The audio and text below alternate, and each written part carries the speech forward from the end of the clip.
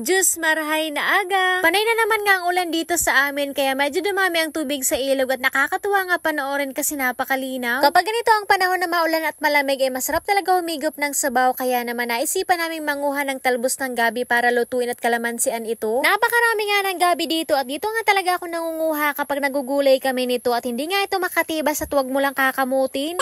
Tamang-tama nga yung pangunguha ko kasi napakaraming talbos at karamihan nga ay mga pilipit pa. Nakakatuwa nga manguha kasi kada hakbang ko ay mayroon akong nakikita. Bukod nga pala sa kinalamansian ay masarap din ang talbos nito gataan at haluan ng tinapa o di kaya naman tuyo. Medyo madami na nga yung nakuha ko kaya naman inilagay ko muna dito sa dahon ng gabi kasi hindi na kayang hawakan ng kamay ko at muntik na nga ako dyan mabulsot sa buho. Lumalabas nga ngayon ang pagkabuntulon ko at ayun na naman nga muntik na akong madulas pero para sa isang talbos ng gabi ay pait lang.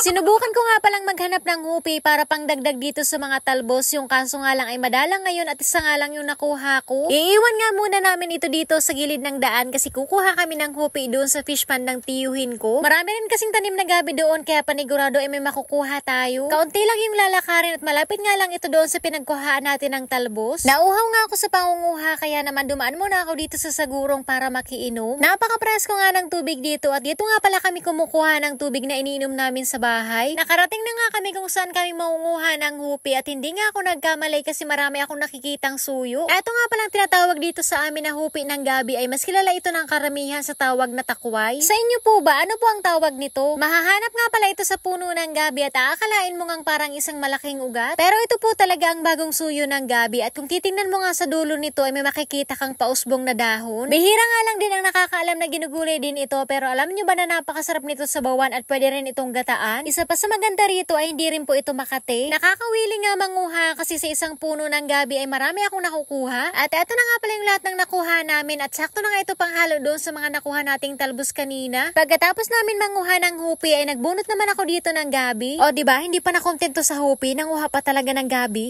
Kinakapkap ko pala muna bago ko bunutin kasi yung kinukuha ko lang ay yung malalaki yung laman para hindi naman sayang. Kinakabahan nga ako dyan baka pag-ahon ko ay may nakakapit na linta sa paa ko. Diyos ko. Ilang piraso nga lang pala yung kinuha ko pero marami na ito kasi malalaki talaga yung laman. At bago nga kami umuwi ay hinugasan ko muna yan dito sa gripo para maalis yung mga putik at yung mga ugat-ugat. Napakasarap nga ng laman nito gataan at kahit hindi mo nga sahugan ay masarap pa din talaga. Yung tangkay at dahon naman nito ay bibiladin ko sa araw at gagawin kong laing na masarap naman haluan ng tinapa o di kaya naman yung serum-serum. Hinugasan ko na nga rin pala itong mga hupi na nakuha ko at pagkatapos namin dyan ay umuwi na kami. Dinaanan nga pala namin yung mga iniwan naming talbos kanina sa gilid ng daan. Pagkarating nga namin sa bahay ay nasikaso na namin agad dyan para makaluto na ng aming pananghalian. Binalatan nga muna namin itong mga hupi at binali-bali na parang sitaw. At ito naman nga ang mga talbos ay pinagbubuhol-buhol ko naman yan isa-isa. Ganyan nga talaga yung ginagawa namin kapag sinabawan at hindi na namin ginagayat. Pagkatapos ko dyan ay nagpainit naman ako dito ng kawali sa aming talawhong sa kubo at ginasa ko na rin yung bawang at sibuyas. Nang maging golden brown na ay nilagyan ko na ito ng tubig at isinunod ko na rin itong asin at papakuluin lang natin yan. Pabugso-bugso nga ang ulan dito sa amin at maya-maya nga ay titila at uulan na naman at may kasama pang hangin. Kaya naman masarap talaga humigop ng mainit na sabaw nito ngayon. Kumulo na nga pala at nilagyan ko nga ito ng dahon ng luya pampabango. Inilagay ko na nga rin ang mga hupi at mga talbos ng gabi. Kapag nagluluto nga talaga kami nito ay ginigisa nga muna namin ang bawang at sibuyas kasi para sa amin ay mas masarap kapag ganun. Fast forward nga kumulo na nga ulit kaya naman inilagay ko na itong ating pangpaasim na kalamansi. At para may sipa at para mas lalong maging masarap ay nilagyan namin ito ng dinurog na sili. Malapit na nga maluto at hahanguin ko na nga kaya naman magprito ka na dyan ng tuyo para makakain na tayo. At hanggang dito na lang muna. Hanggang sa susunod ulit. Salamat po sa panonood. See you in my next vlog.